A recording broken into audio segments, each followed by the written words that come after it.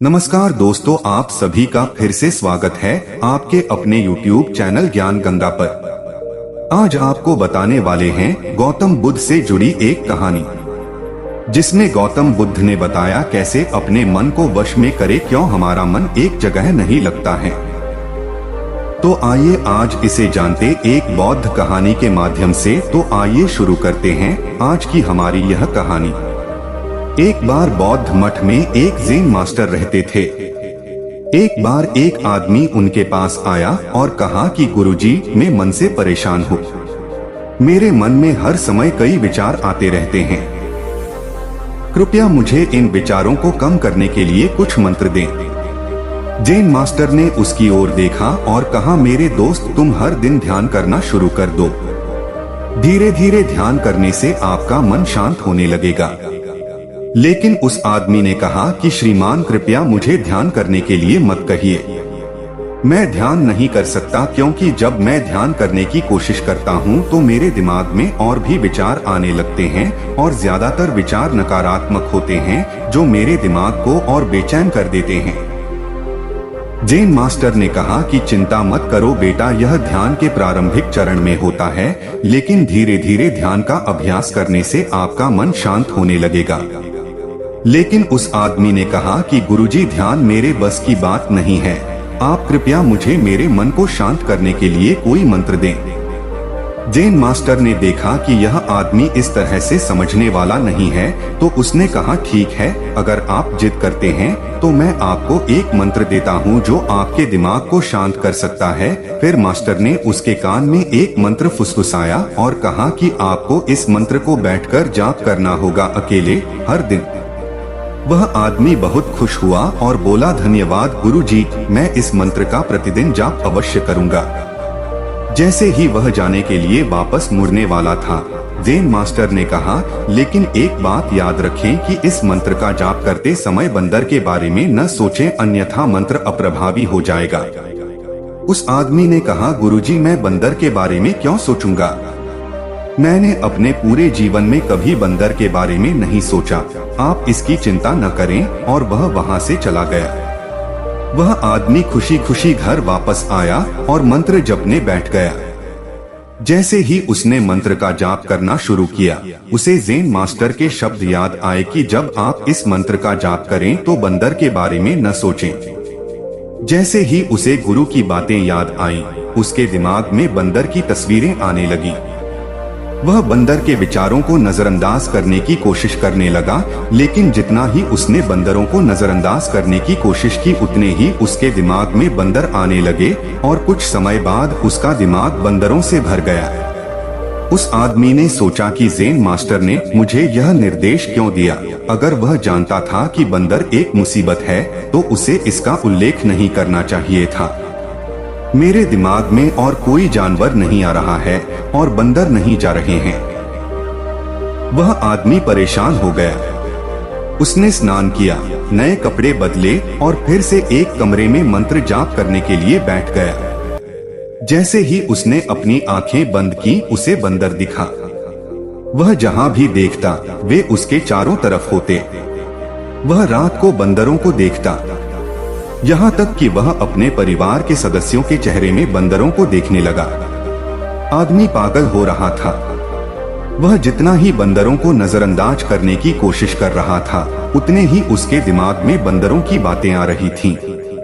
सुबह तक वह लगभग पागल हो चुका था। अगली सुबह वह वापस ज़ेन मास्टर के पास दौड़ा और उन्हें सब कुछ बताया और कहा कि गुरुजी, आपने मुझे कैसा मंत्र दिया है? कल तक मैंने कभी बंदर के बारे में नहीं सोचा था और अब मेरा दिमाग पूरी तरह से बंदरों के विचारों से भर गया है और बंदर मुझे एक सेकंड के लिए भी नहीं छोड़ रहे हैं। कृपया मेरी मदद करें और मेरे दिमाग को इन बंदरों से मुक्त करें। ज़ेन मास्टर ने कहा, ठीक है, बस आराम करो और मंत्र पढ़ना बंद करो, कुछ मत करो। वह आदमी निश्चिंत होकर बैठ गया और मंत्र पढ़ना बंद कर दिया। उसे आश्चर्य हुआ कि अब बंदर का तो ख्याल ही नहीं रहा। सब कुछ सामान्य हो गया। तब ज़ेन मास्टर ने कहा कि मेरे दोस्त, मैं तुम्हें हमारे मन की प्रकृति के बारे में बताना चाहता था।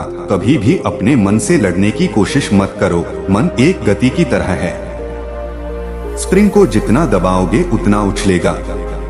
इसी तरह आप अपने मन को जितना दबाने की कोशिश करेंगे वह उतना ही मजबूत होता जाएगा।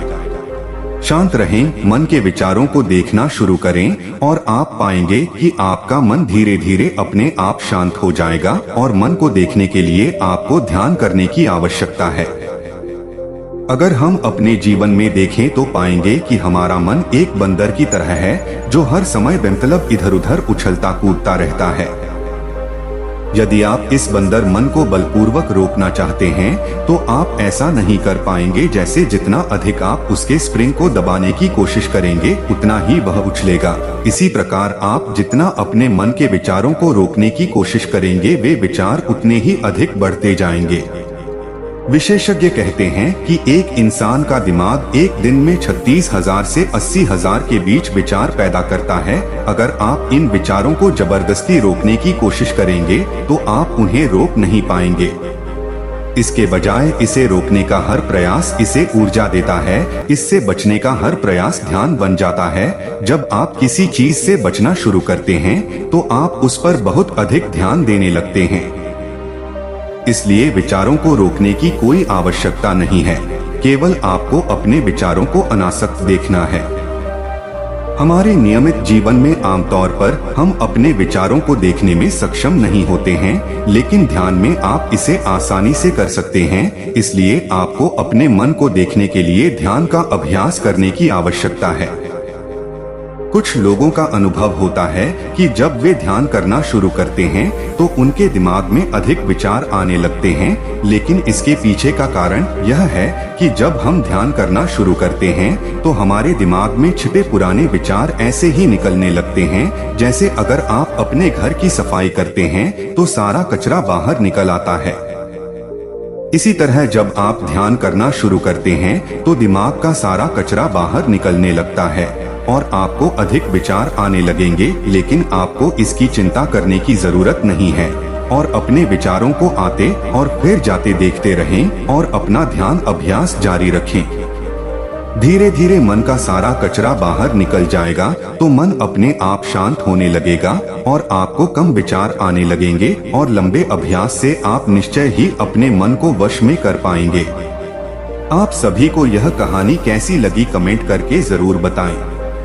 अगर हमारी यह कहानी आपको पसंद आई हो तो वीडियो को लाइक और शेयर जरूर करें और हमारे चैनल ज्ञान गंगा को सब्सक्राइब जरूर कर लेवे ताकि आगे भी आपके लिए ऐसी ही मजेदार कहानियों के अपडेट आपको मिलते रहें।